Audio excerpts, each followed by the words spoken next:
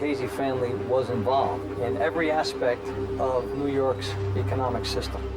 They were not educated in the academic sense, but they understood business.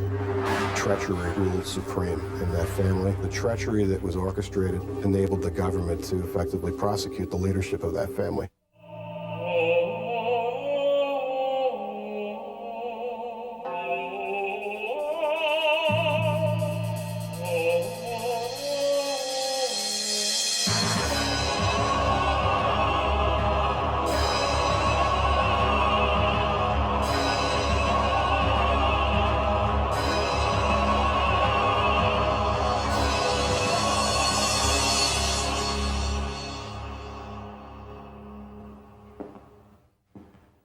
Not long ago, the question of whether the Mafia existed at all was a valid topic of debate.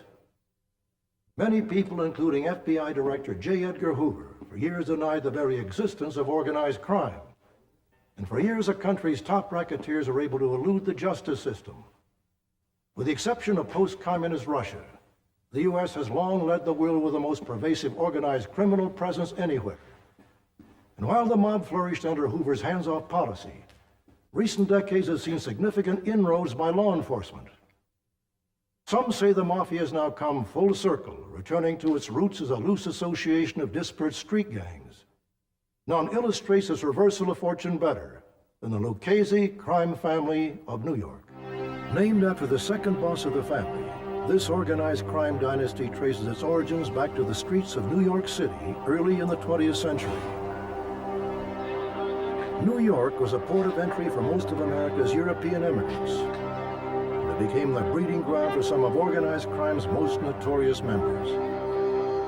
Al Capone, Lucky Luciano, Meyer Lansky, all came from immigrant families who settled in the Five Points area, a crowded ghetto with a long history of Irish, Jewish, and Italian gang activity. It was here that a diverse bunch of these ethnic gangs coalesced in the early 1930s. 5 large criminal groups or families emerged as a central core of a vast nationwide crime syndicate we generally refer to as the mob. The top gangsters of the Prohibition era also formed a commission consisting of the heads of the 5 families and a few others, and it is here in New York where the commission members still meet in secret, still discuss business, still order hits, and still control the rackets that have made these Mafia bosses filthy rich. Member of any secret organization? Yes, I am. What is the name of it? Cosa Nostra in Italian. Cosa Nostra in Italian. Our thing and our family in English. In 1963, Joseph Valachi became one of the first members of the Mafia to break omertà, a code of silence, and to reveal the secret rituals and inner workings of the mob. For the first time, the public learned of the 5 Cosa Nostra families and the unique hierarchy of these organizations. At the top is the boss, his underboss, and consigliere, the Mafia equivalent of president, vice president, and attorney general. Next, the family has a number of capos, who each had a crew made up of soldiers, the lowest-ranking made members, who along with non-made associates usually work at the street level. The name at the top of one of those family charts was Gaetano Lucchese, who had long ago Americanized his first name to Tommy. From then on, his became known as the Lucchese crime family. The gangster organization that would later bear his name was already evolving when young Gaetano Lucchese first arrived in America with his parents in 1905. The Luccheses, who had come from Palermo, Sicily, were among hundreds of thousands of immigrants who came to this country in search of a better life. Instead of streets paved with gold, however, many found themselves on the fringes of society, performing back-breaking work for meager wages. The Lucchese family, like all the other Italian immigrant families, they were determined that their sons and daughters would make it in the new world. And they would very often say to their sons, I don't want you to be a donkey like me. I want to see you study, you do your homework, you go to school. I don't want to hear there's any problems in school. I don't want to hear that you're a truant. I want you to get an education, and I want you to do better than me. Early on, though, Lucchese felt the lure of the streets. Every block in an Italian neighborhood had a social club. And when they walked past the social club, they saw something very different. Guys in suits, beautiful suits, fedoras, Italian handmade shoes, big beautiful cars, women. Kids like Lucchese, they wanted to hang around, because what did they see? They saw the American dream, money, power. Nobody bothered these guys. When Tommy Lucchese was a teenager, his father disowned the son he was unable to save from the streets. Lucchese came from a family where he was the only criminal. All the rest of the people in his family were quite straight, ordinary, and for the rest of their days were very sensitive and very ashamed over the fact that they were even related to this guy. Tommy became roommates with a boyhood friend, Salvatore Lucania, who would later be known as Charles Lucky Luciano, credited as the founder of the syndicate. His arrest record started when he was 10 years old. He moved out of the neighborhood and he settled in East Harlem and changed his name to Luciano, so as not to shame his family any further. Along with Lucky Luciano, Tommy Lucchese's rise in the underworld came quickly. He developed a reputation as being a stone-cold killer. By the end of World War I, he was working as Luciano's bodyguard and favorite hitman. Carl Sefakis researched Tommy Lucchese for the Mafia Encyclopedia. By that time, he was already active with Luciano and the others, and Albert Anastasia. Now, Albert Anastasia was considered the worst killer of them all. He was the Lord High Executioner, Murder Incorporated. Luciano, I always thought Lucchese was a better killer than him. He could trust him more. He was cool. He followed orders. Really, the modern American Mafia, as we know it, was born up on those streets in the boyhood rumbles of guys like Luciano, Lucchese, and Frank Costello, and Vito Genovese. They all knew each other, and they were all in the same, what was called a brigata. Brigata means like a gang of delinquent boys. East Harlem was a really tough immigrant neighborhood. I mean, it was poor, it was violent, it was squalid, it was crowded. But it also produced Fiorello LaGuardia. And it produced judges. And it produced distinguished businessmen. Why, in an immigrant neighborhood, why do some go into the Borgata and some go to college? We don't know.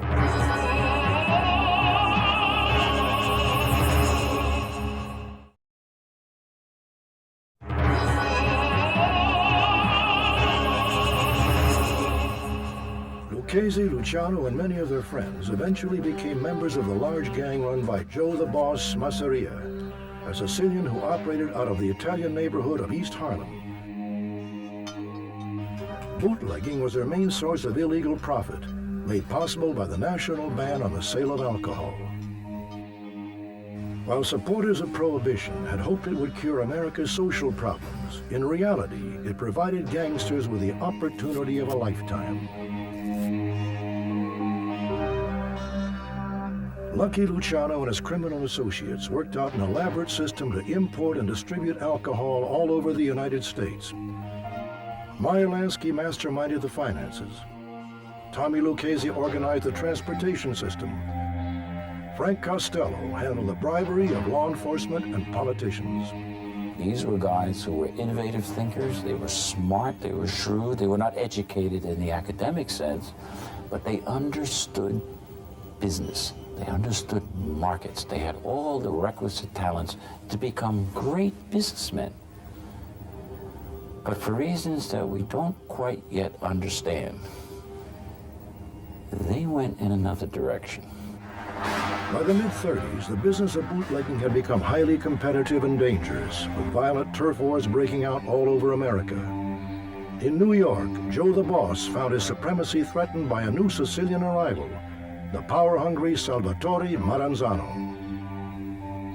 Maranzano came over and he tried to purify the mobs that would be all coming from one part of Sicily, and they would knock off everybody else and control everything. Maranzano trusted only Sicilians from the same hometown as his. Castellamare del Golfo, and the feud between Masseria and Maranzano became known as the Castellamarese War. As the war escalated, the younger Americanized Italians and their Jewish gangster partners plotted to rid themselves of what they called the old Mustache Pete's, whose rivalry they viewed as an obstacle to true wealth. Lansky summed it up best. He said, look, Chevrolet salesmen don't shoot Ford salesmen, do they? He had made his point. Why are you shooting each other? There's plenty for everybody. An ambitious and cunning Lucky Luciano pretended to defect to the Maranzano camp. He then lured his old boss, Masseria, to a Coney Island restaurant where Masseria was executed, reportedly by Vito Genovese, Joe Adonis, Albert Anastasia, and Bugsy Siegel. Maranzano claimed victory and called a meeting of all the Italian gangsters, proclaiming himself boss of bosses. He then divided up the business amongst those most loyal to him. This was the beginning of the Mafia crime families as we know them today. Maranzano formed 5 specific organizations, okay, and he set them up along the lines of a Roman legion. He didn't call them families. They were set up just like Roman legions. And they were to control strictly the crime within their very specific organized territories. But there were those who found fault with the new system. Luciano and Genovese were under him, but they saw that he was opposed to working with the Jewish mobsters, and if you were in bootleg at the time, you had to be involved with the Jewish gangsters like the Purple Gang that dominated bringing over liquor through Detroit. Meanwhile, Maranzano knew he'd have to get rid of the fast-rising Luciano. But Luciano had sent over Tom Galliano and Tommy Lucchese as spies in the Maranzano camp.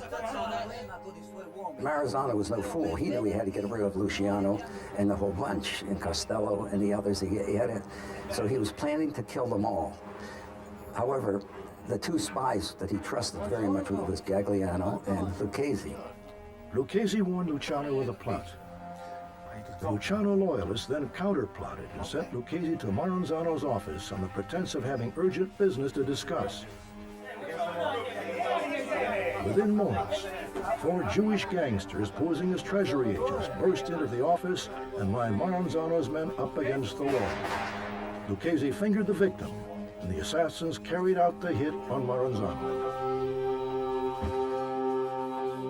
Lucchese ran out, and when the police came, there was nobody there except a dead man. And that cleared the way for the American Mafia to be established. With great criminal vision, Luciano, together with his Jewish mobster partner Meyer Lansky, established a national syndicate of organized crime and the commission to act as governing body. In New York, the 5 families set up by Maranzano were reorganized, and Tom Galliano was given leadership of one of them, with Tommy Lucchese as underboss. After Galliano died from natural causes, Lucchese took command and led the family to its most prosperous and peaceful era. Though his main occupation was mob boss, Lucchese kept a low profile and maintained a front in the garment business to camouflage his criminal activity. He controlled one of the big dress companies there, and at the same time shook down all the others. They were taking like 30, 40 grand a year for you to stay in business. The real money, of course, was in the rackets Lucchese had come to learn so well. Along with loan sharking, the Lucchese family ran another traditional big money maker, gambling. It was a time-honored business for gangsters, Italian, Jewish, or other. But Bugsy Siegel would walk down the street, and what first attracted him was gambling. There were gambling games out on the street, crap games. People rolling dice up against a brick wall. And he'd look down and be piles of money laying around, people betting money. They can set up dice rooms, and it may not sound like much, but when you have 6 dice rooms going 24 hours a day with high rollers, you're taking in thousands and thousands of dollars an hour. The mob didn't always agree on business. One of the rackets that caused the greatest dissent was heroin dealing. Tommy Lucchese opposed drug trafficking as it left the family too exposed to scrutiny on the streets. Others, unable to ignore the enormous profits, embraced it. All took their share of the profits from the illegal trade. Lucchese got his cut, you know. He kept away from it, but he expected his cut. But organized criminal groups have always made money with such favors as gambling, prostitution, and extortion. It was mostly after Prohibition that the mob began looking for new rackets to exploit. Tommy Lucchese's outfit was particularly adept at coming up with lucrative new schemes to bring in piles of cash. They were involved primarily in crimes such as murder, loan sharking, gambling, labor racketeering, obstruction of justice, political corruption. You name it, the Lucchese family was involved in every aspect of New York's economic system. Lucchese learned that the secret to a successful industry racket is to seize control of a key union, then put the squeeze on the business owners. This tactic was especially effective in the garment and construction trades. In the case of the garment center, organized crime, Lucchese family specifically discovered that there's one key to trucking, that's Teamsters Union. There's one Teamsters Union local, which represents virtually all the truck drivers in the garment center. Now, if you take control of that local, as they did, now you've got power. Why is it power? Because if the Teamsters Union suddenly goes on strike, nothing moves. The same was true in construction. As an assistant U.S. attorney, Michael Chertoff learned how the mob operated. They had the ability through the labor unions to stop a job, to delay a job, to make sure that the concrete was delivered in a manner that would be disruptive to the progress of the job. And they knew that by creating these kinds of problems, they could cost the companies millions of dollars. Now, we're talking here about hundreds of millions of dollars. We're talking about four families primarily: the Colombo family, the Genovese family, the Gambino family, and the Lucchese family. But the bosses of these four families had 6 general contractors, 6 construction companies that only these companies were allowed to bid on major projects in New York City. For every job that was over $2 million, the contractor that got the contract had to kick back to the families 2%. The Lucchese leaders took the construction racket a step further than the other families. The Lucchese family had one little specialty that everybody had overlooked, but they found it. They realized something, which is that if you're making construction-grade concrete, you need stone. Now, it turns out, they discovered, that almost all the stone comes from quarries in Connecticut. Well, they ship it by water, and it comes into Long Island. But there's only one port in Long Island that handles it and then processes it for construction purposes. Perfect scenario. They got control of the stone business. The Luccheses lent new meaning to the old saying, one man's trash is another man's treasure. They gained control of the carting industry and hauled in millions. The World Trade Center at one point, their garbage bill was $1.1 million a year. That's a lot of garbage, but not $1 million worth of garbage. What could the World Trade Center do? They found out there was only one garbage hauler which would pick up their garbage.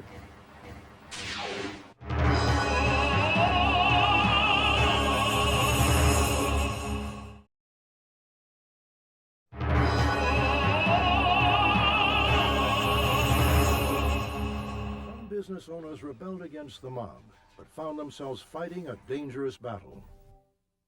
There was always the threat of violence. You know, we had tapes where mobsters would sit with contractors and tell them stories about people who had disappeared or people who had gotten beaten. And all this was designed to send the message that it could happen to you. So let me get this straight. You guys want me to go with your carting company, even though it'll cost me 3 times as much as I was paying at my old location? That would be the smart thing to do. What if I say no? What if I don't want to use you guys? You can't force it. Hey, it's a free country, pal. We ain't gonna make you do nothing you don't want to do. That's right. This is a business decision that you gotta make. You familiar with Alden Supply Company? Yeah, they're across the street. That's right, Ken Strauss, the owner. What's he been missing for about a month now? One day he just didn't come home from work. The problem was that Kenny made some bad business decisions. They divvied up private businesses such as the carting business or concrete business for themselves. They ran their businesses contrary to the American way. They ran it their way. They enforced their control over businesses and industries through fear. For over 3 decades, Tommy Lucesi ran his criminal empire to great success without getting knocked off or imprisoned. He also successfully kept his personal family well insulated from his Mafia family. He died of natural causes, and after his death, his surviving relatives actually changed the spelling on his tombstone to keep outsiders away. Before he died, Lucesi had one last bit of underworld business to tend to, picking a successor to run the organization. His choice, with approval by the commission, was a protege from the old neighborhood in East Harlem, Anthony Corallo. Even more than his predecessor and mentor, Anthony Corallo's background was pure hoodlum, as former prosecutor Ronald Goldstock learned. Corallo was an individual who came up through the family, through violence. People understood that. People were afraid of him. He was a person that was respected, and so for him to head the family was not surprising. There was only one thing standing in the way of a smooth transition of power. Corallo was heading to a prison sentence on a bribery conviction, an unusual event for the mobster nicknamed Tony Ducks for his ability to duck the law. Corallo was a person who believed in murder as a means of accomplishing their ends. He was an individual who grew up understanding what power meant and physical violence could do. And he practiced that from the time that he began criminal activities through his years as a labor racketeer into controlling the family. Corallo began his Mafia career in the Lucchese family stronghold, the Garment District. By the 1950s, he was one of the biggest labor racketeers in the country. He and an associate allegedly put into power the most infamous union boss of all time, James Hoffa. It is a complex area, and a lot of traditional organized crime groups really didn't know how to exploit it. Tony Ducks Corallo, Johnny Diaguardi did. Johnny Dio was the individual who created the paper locals in the Teamsters Union, which enabled Jimmy Hoffa to become the president. Tony Ducks Corallo played a menacing role within the area of labor racketeering. After the eye-opening testimony of Joseph Valachi, war on the Mafia became a top priority for law enforcement. And yet guys at the top like Corallo felt no fear.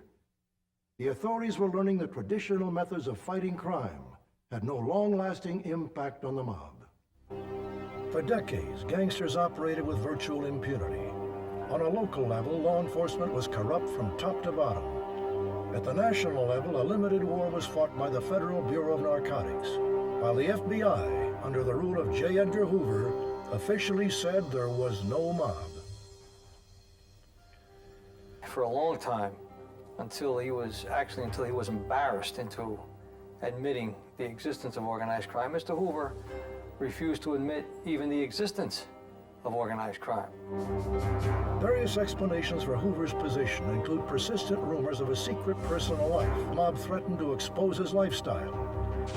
The idea of charging a person with being a member of a mafia family was unheard of because of the difficulty the government would have in trying to prove that. They didn't have the inside witnesses. They didn't have the tape recordings of discussions between members of the mafia who would recite the names of the families or the leadership, who they might be, or the positions held by this guy and that guy. That came later. Hard jail time was the furthest thing from the minds of the wise guys, but that too was about to change. After After years of operating independently, local, state, and federal law enforcement agencies began cooperating. Ronald Goldstock headed the New York State Organized Crime Task Force in the 80s. For a period of time, law enforcement had been fighting a war of attrition. Individuals were arrested and indicted for specific crimes. They may be put in prison. Generally, they were out after a relatively short period of time. The FBI found it a frustrating experience. We would find a witness. We would develop evidence about the crime. We would arrest the extortionist, and we put them in jail. No matter how many we arrested, as we like to say, there was always 100 in line to take their place.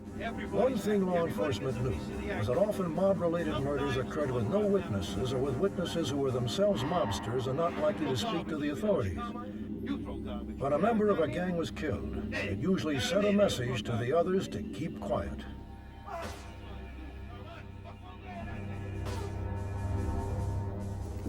That all changed with the RICO statute and electronic surveillance in 1968 and 1970, and other methods of dealing with problems of organized crime where you could look at them as groups of individuals committing patterns of criminal activity. Greg O'Connell and other prosecutors recognized the importance of the RICO statute. The racketeering statute was a brilliant invention which enabled the government to charge not just a specific isolated offense of larceny or an arson or a payoff or a bribe or a murder in isolation, which is the way the country operated up until that time. What this offense allowed was the prosecution of an actual organization. You really can't catch the leaders of organized crime on the streets. That's not where they are. Where they are is in social clubs or in restaurants, planning the activities that the soldiers and the captains are going to carry out.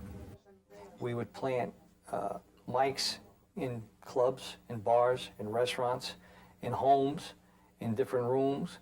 We would bug telephones, all by court order. One of the things we were looking to do was to use the RICO statute to indict the commission, the heads of the 5 New York crime families. The Organized Crime Task Force had extraordinary information as to the Lucesi family and some evidence as to the heads of 1 or 2 others. The FBI had bugs in on the heads of 3 families at the time. And so if you combine the 2, there was a mountain of evidence that could be used to indict and convict all of the family bosses.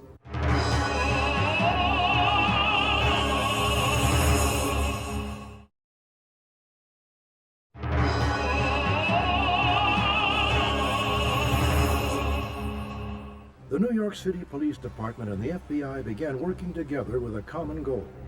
Rich Sita was a New York detective on mob duty. At this point, a marriage was made, if you will, between the FBI and the New York City Police Department Organized Crime Investigation Division, where a commitment of detectives were assigned to FBI squads.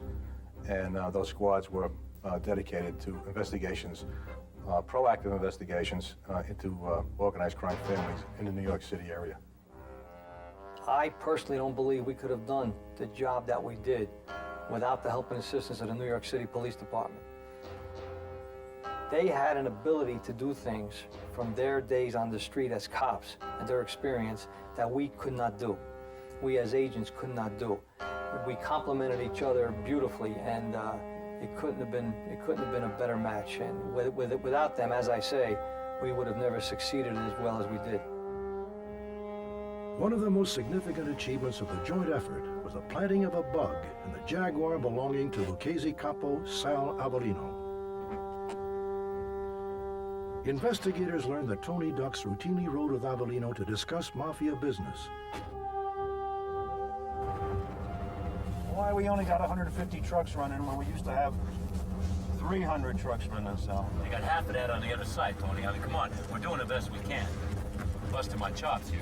Yeah, well, this is our bread and butter, you know that. I want to keep it that way. This is the business that brings in most of the money. They knew the car would be the key to their investigation. But planting a bug in the mobile Lucchese headquarters was not going to be easy. The car was constantly garaged at Sal Avellino's home. When parked away from home, it was never left unattended. And when being driven, Avellino drove deliberately circuitous routes to throw off any would-be tails. Members of the task force waited for the right moment. Meanwhile, the team practiced the bugging procedure, working with an identical car and hoping for a break. In under 15. Ready? Go!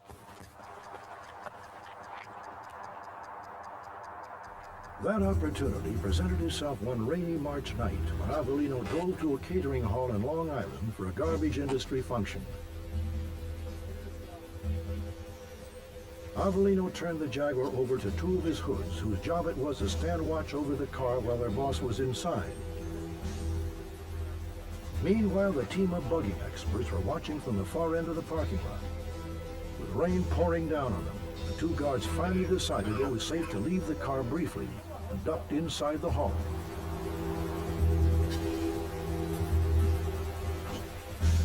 That's when the task force men made their move. They scaled the fence and dashed towards Avellino's car. In one motion, they opened the door and went to work on the dashboard, while one of the team kept watch with a walkie-talkie in back in case anyone approached the car. Within minutes, they had planted the bug. And just as quickly as they got in, the team exited the car and closed the doors, being careful not to leave any telltale drops of water inside.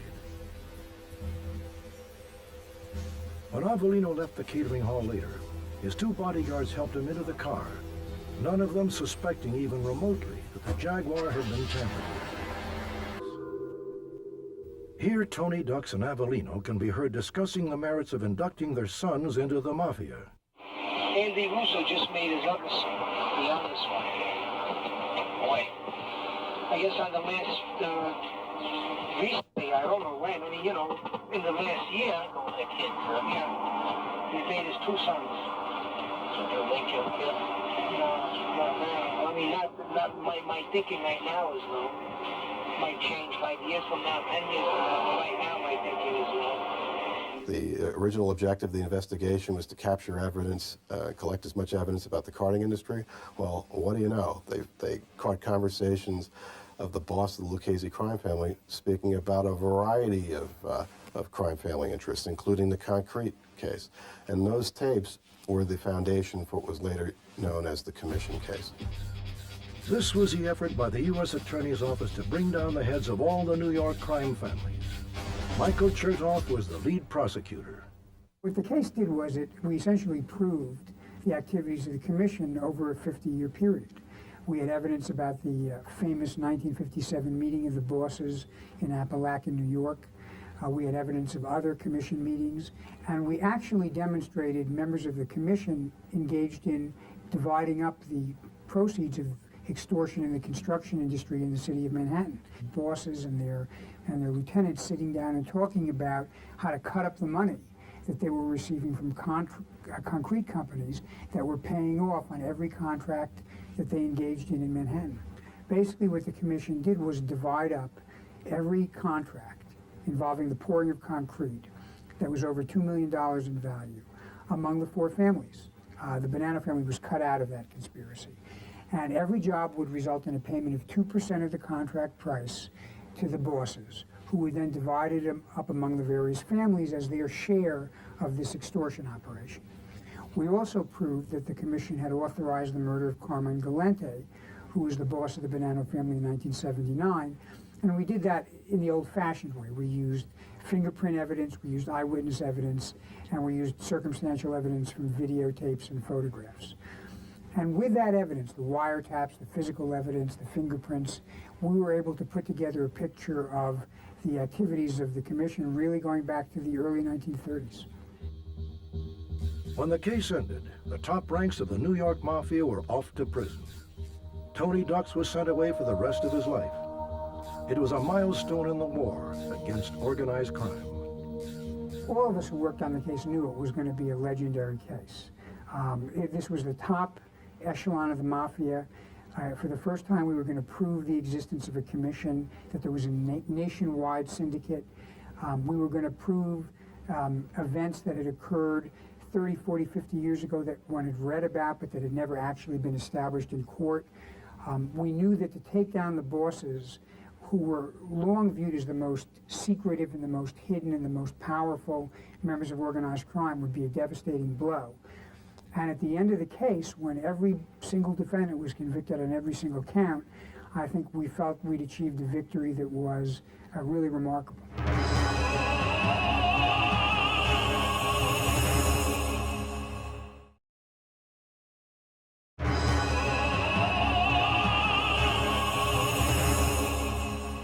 Subsequent to his conviction, along with other top mobsters, Tony Ducks Corralo was handed a 100-year prison sentence. His 2-decade term as boss of the family was finished. When he turned over the reins of power to Vic Amuso, Corralo probably didn't know that he was indirectly contributing to the downfall of his own crime family, and to a certain extent, the entire New York Mafia. Former Assistant U.S. Attorney Greg O'Connell believes the assumption of leadership by Amuso and his chief aide Anthony Gaspipe Casso was a major turning point. I think that once Tony Ducks Corralo picked Vic Amuso to run the family, along with Gaspipe, that was the death knell of the Lucchese crime family.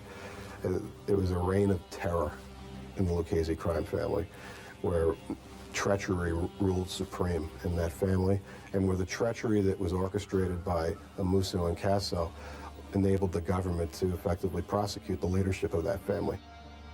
One event that led to trouble for the Lucchese family was when the new family leaders went into a window replacement racket with the Genovese family through a mutual associate, Peter Savino. What happened was Peter Savino, as a Genovese associate, who was directly associated with a guy named Jerry Papa, who was then a soldier in the Genovese crime family, were looking for a business to enter, not just any business, but some profitable business that they might know something about, and they were experienced in construction. And Peter Savino had met someone who was involved in the window replacement business and thought that might be a lucrative industry for him to enter. In the 70s, we all experienced the oil shortage and the dramatic rise in pricing in fuel oil and gasoline. And it became readily apparent that it was cost effective to replace windows in your home and in businesses to offset the price of heating.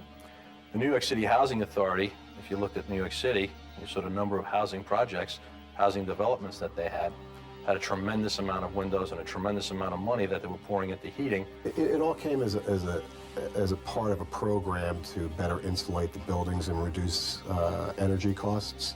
So these many buildings in New York City and elsewhere in the country didn't have thermopane windows. They had windows that had been there for 40 years that let a whole lot of heat out and a whole lot of cold in. It didn't take the LCN very long to figure out an angle, and the angle was to have selective installers bid rig, get the bid, and then assess them a price of $2 per window for labor piece. If you multiplied the number of housing developments by the number of windows in place that have been replaced, you can see the significance of this windows case. While Vic Amuso and Tony Casso waited for profits to pour in from the window racket, the law began to catch up with them. A murder investigation led authorities to victims buried under Peter Savino's factory.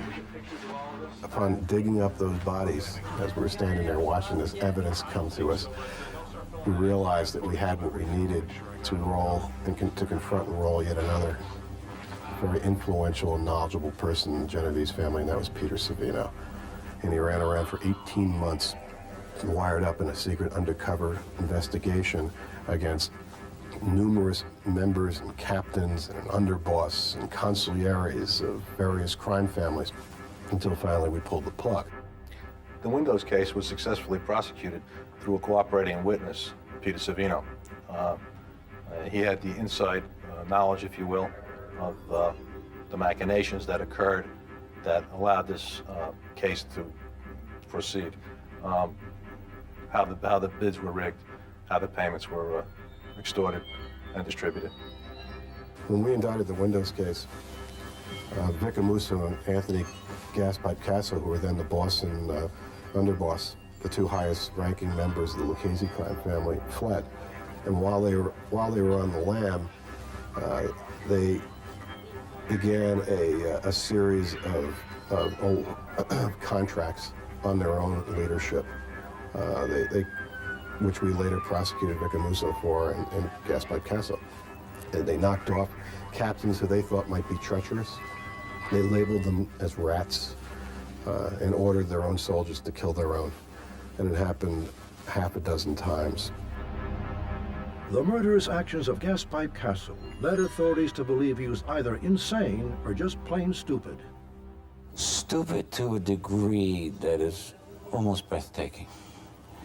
It is almost inconceivable that in an organization originally founded by a guy who was so low-key, you would never guess this man was a mafia leader, to be replaced ultimately by a psychopath. Amuso and Casso became increasingly paranoid. They even turned on their own chief executioner, Peter Chiodo, when he failed to carry out a hit.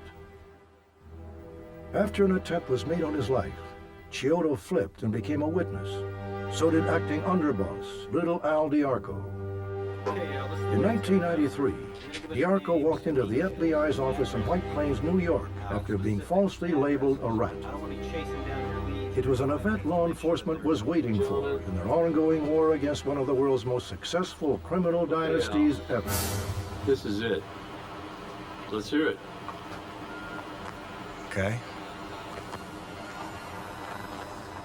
I'm going to tell you what I know, and I'm going to tell you how I know it. For the Lucesi family, the curtain was closing.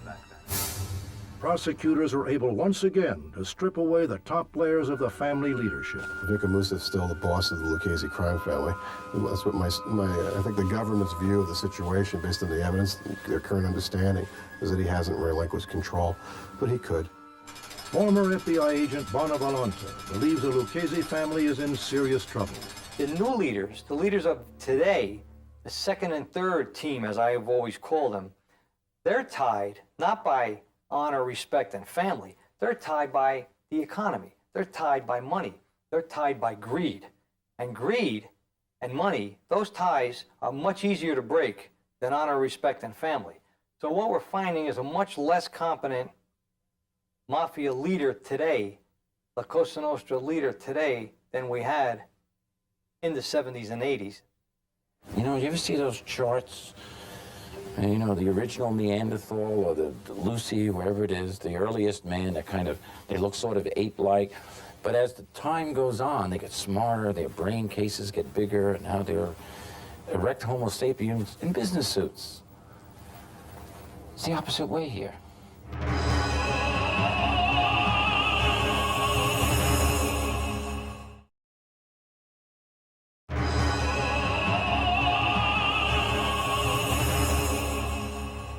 Though Thomas Dewey promised to rid the country of the mob, and Robert Kennedy made the same promise decades later, it has only been in recent years that new laws and new approaches to fighting organized crime have started to pay off.